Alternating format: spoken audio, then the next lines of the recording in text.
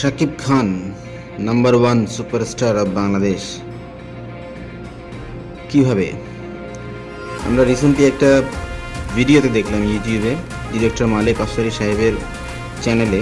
তিনি বলছিলেন কোনো এক বিজনেসম্যান সিনেমা নিয়ে বিজনেস করতে চান, শাকিব খানকে 4টা সিনেমার জন্য 10 কোটি টাকা অফার করেছেন এবং সবই নয়ে তিনি সেটা ফিরিয়ে দিয়েছেন।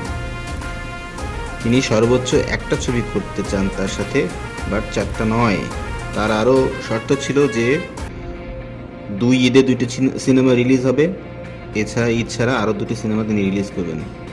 সেখানে দেখেন মোটা অঙ্কের প্রস্তাব, কিন্তু তারপরে তিনি ফিরিয়ে দিচ্ছেন কেন? পিছনে অবশ্যই কারণ আছে। আমরা একটু ডিসকাশন করি। শাকিব খানের যে তুফান মুভি আসতেছে, সেই মুভি রেন্টাল সিঙ্গেল স্ক্রিন থেকে 15 লক্ষ টাকা পর্যন্ত দাবি করছে প্রযোজনা প্রতিষ্ঠান, এবং সিনেমা হল মালিকরা সে টাকা দিতেও রাজি, কিন্তু তুফান তাদেরকে নিতেই হবে। কেন? কারণ মানুষের আগ্রহ। সিনেমাটার হাইপ যে পর্যায়ে আছে, এই সিনেমা সফল না হওয়ার কোনো কারণে, এটা যদি সফল না হয় তাহলে সেটাই হবে এক বড় বিস্ময়। কেন মানুষ আগ্রহী এই সিনেমা দেখার জন্য?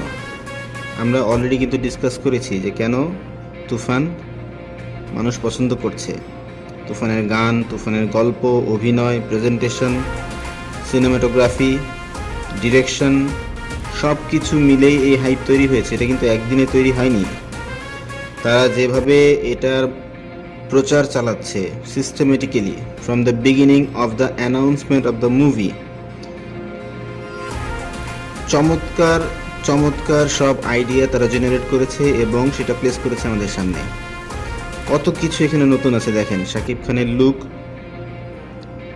অ্যাকশন, সিনেমায় যে গানগুলো দেখছি আমরা, টাইটেল ট্র্যাক।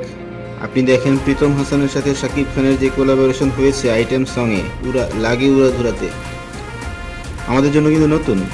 প্রীতম হাসান যে পরিমাণ সাফল্য অর্জন করেছেন, আপনি যদি কোক স্টুডিও বাংলার চ্যানেলে যান, হাইয়েস্ট ওয়াচড সং প্রথম 3টার মধ্যে 2টাই প্রীতম হাসানের।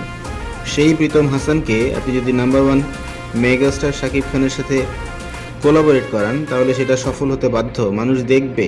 প্রীতম হাসানের ফ্যান ফলোয়ার্স আছে, শাকিব খানের ফ্যান ফলোয়ার্স আছে, দুইটা এক হয়ে সেটা সুপারহিট হবেই।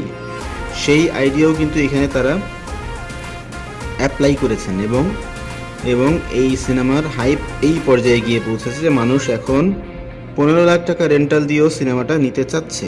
আমরা দেখেছিলাম রাজকুমার সিনেমাতেও কিন্তু 10-12 লাখ টাকা রেন্টালের বিষয়টা উঠে এসেছিল, কিন্তু সিনেমাটা ওই লেভেলের ব্যবসা কিন্তু করতে পারেনি।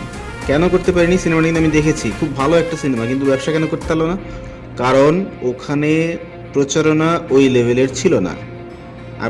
আপনি শুধুমাত্র শাকিব খানের ফ্যান বেজের উপর নির্ভর করে যদি এত হাই বাজেটের একটা সিনেমা ছেড়ে দেন, তাহলে যদি বাই এনি চান্স সিনেমাটা যাকে আপনি টার্গেট করে বানিয়েছেন তাদের যদি পছন্দ না হয়, কিংবা তারা যদি কম পছন্দ করে, আরও কিন্তু অডিয়েন্স আছে যারা এই ধরনের ভালো সিনেমা দেখতে চায়, তারা কিন্তু নোটিফাইড না প্রপারলি। যেভাবে আপনি তাদেরকে নোটিফাই করেছেন সেটা তাদের জন্য এনাফ ছিল না।